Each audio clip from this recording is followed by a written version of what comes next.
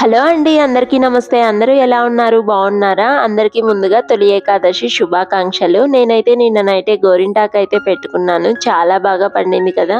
నా చిన్నప్పుడైతే ఆషాఢ మాసంలో అయితే గోరింటాకు కోసుకొనొచ్చేసి వాటిని రుబ్బి అందరము అయితే పెట్టుకునేవాళ్ళము. ఇంకా ఇప్పుడైతే నేను కోన్‌తోనే అయితే పెట్టుకున్నాను.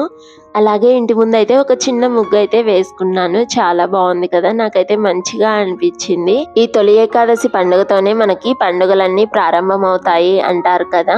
నా చిన్నప్పుడైతే చీకట్లోనే లేచి తలస్నానాలు చేసి మంచిగా రెడీ అయ్యి గుడికైతే వెళ్ళేసి అక్కడైతే అర్చన చేపిచ్చుకునే వాళ్ళము. అంతేకాకుండా ఈ పండుగకైతే పేలాల పిండైతే ఖచ్చితంగా చేసుకునే వాళ్ళం కదా! ఇది మన ఆరోగ్యానికి కూడా చాలా మంచిది ఈ కాలంలో. నేను కూడా అయితే ఇక్కడైతే మంచిగా రెడీ అయిపోయి నైవేద్యం అయితే పేలాల పిండి అయితే రెడీ చేస్తున్నాను. దీనికోసం అయితే ఫస్ట్ జొన్న పేలాలు అయితే తీసుకున్నాను.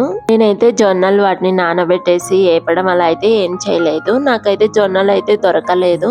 ఇంకా ఇలాగ వేపిన పేలాలను అయితే మార్కెట్ లో అయితే తీసుకొని వచ్చాము. కింద అడుగులో అయితే అంతా బ్యాగ్ గా గసిలాగా అయితే ఉంది. అందుకని ఫస్ట్ అయితే పైన పేలాలను అయితే ఇలాగ డీస్ గిన్నెలో వేసుకొని ఎక్కడన్నా ఒకటి ఉన్నా వాటిని అయితే తీసేసాను. ఇంకా వీటిని అయితే ఇప్పుడు మిక్సీ జార్ లోకి వేసుకొని 2-3 యాలకులు వేసి మెత్తగా అయితే మిక్సీ పట్టేస్తాను.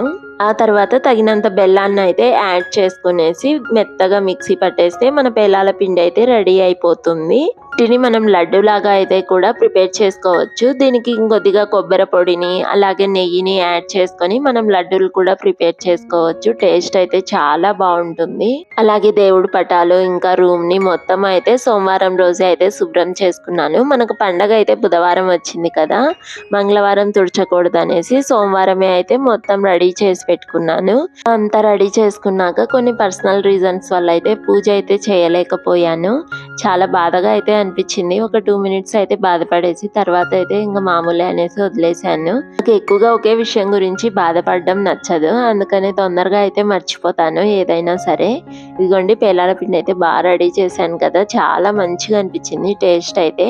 ఇంకా ఇక్కడైతే ఆ తర్వాత చాయ్ పెట్టేసుకొని దోశ అయితే పెసరట్టు అయితే వేసేసాను. మంచిగా తినేసి నిద్రపోయాను.